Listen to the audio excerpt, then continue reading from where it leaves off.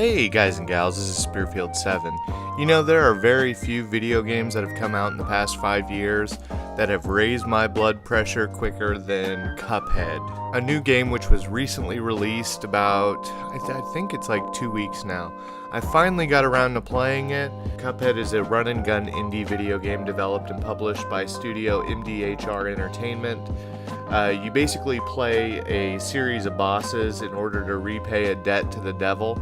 The game was heavily inspired by the works of 1930s cartoonists such as Max Fleischer's Fleischer Studios, and sought to keep the work subversive and surrealist qualities. Basically, Cuphead was released on Microsoft Windows and Xbox One on September 29th, 2017. It's a really cool game. When I heard very little about this game. It's from the people who made the video game Hollow Knight. I'm still waiting for a PS4 port of that game. I might suck it up and end up buying it on Steam. It was one of the highest rated indie games to come out in the past couple years. So I definitely want to check that out, but this game just drove me insane from the very start. But when I originally saw the game, I literally just watched a trailer like the day it came out, and I was like, I have to play this. This has to go to the top of my pile. I have to get to this game immediately. I'm a huge fan of animated movies, and it reminded me of some sort of Walt Disney fever dream after he had did some drugs and got drunk and just, started seeing the devil in his nightmares, bro. It just seemed really, really cool. So I was like, oh, I'm gonna definitely check this out immediately. And man,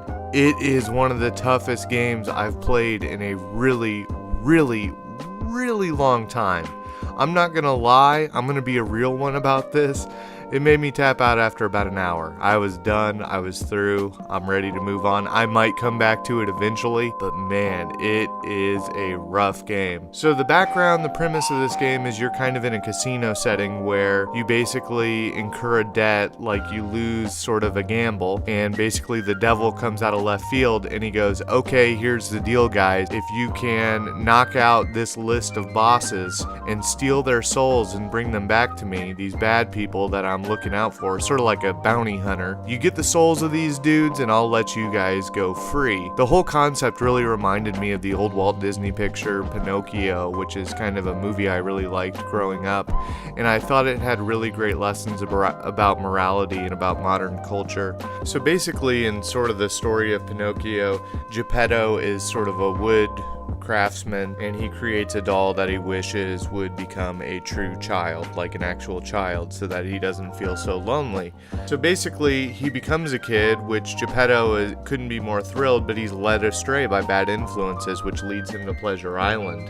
And once they arrive at Pleasure Island, they find all the worldly pleasures. They're allowed to do whatever they want on the island. They can fight, they can drink alcohol, they can smoke, they can basically wreck the kids like the naughty little boys that they are, or whatever.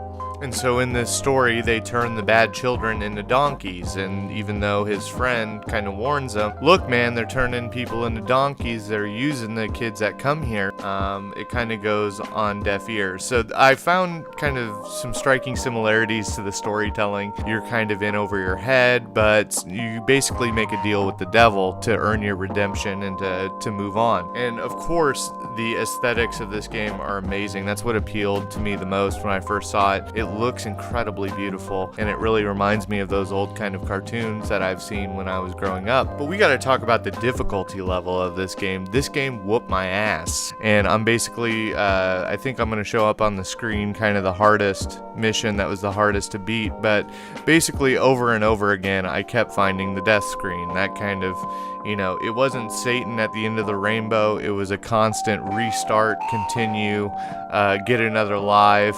I've never seen a game that is this simple to pick up. The controls aren't very difficult, the mechanics are actually like silky smooth, but for whatever reason, I just couldn't get into the rhythm that was required to beat these bosses, which caused a big question in my head, and it's something that I kind of wanted to talk about a little bit. I thought about making a video about this before, but I find it interesting. I'm really kind of the theory of the opinion that multiplayer games have softened my appreciation appreciation for single player experiences, because I've realized over the past like 4 or 5 years, I've been a big heavy Call of Duty player, NBA 2K, I'm grinding that just like everybody else. But these experiences are often very repetitive sort of behaviors where you just kind of pick the game and then you constantly are grinding it out, and there's not a whole lot of variation. I blame multiplayer games, honestly, for diminishing my ability to play single player games. And it's so ironic and so funny that that's how things have progressed, how they've evolved and matured, is that multiplayer games are the king now. And people really like being in online social spaces and playing games and competing against other people online. I grew up with the NES. I grew up with the Sega Genesis, where there wasn't DLC microtransaction bullshit, where the entire game was on a cartridge and that was it.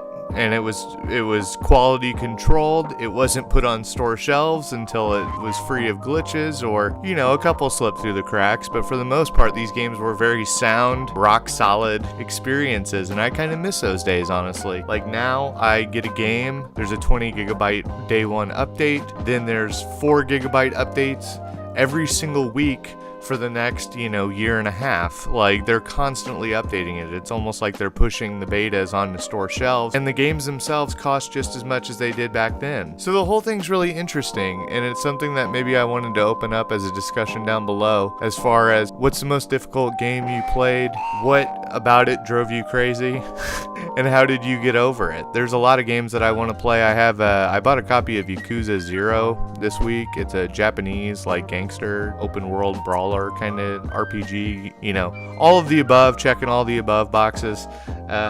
But I like those experiences a lot. Over the summer, I played Fallout 4 for the very first time, and it was such a cool experience.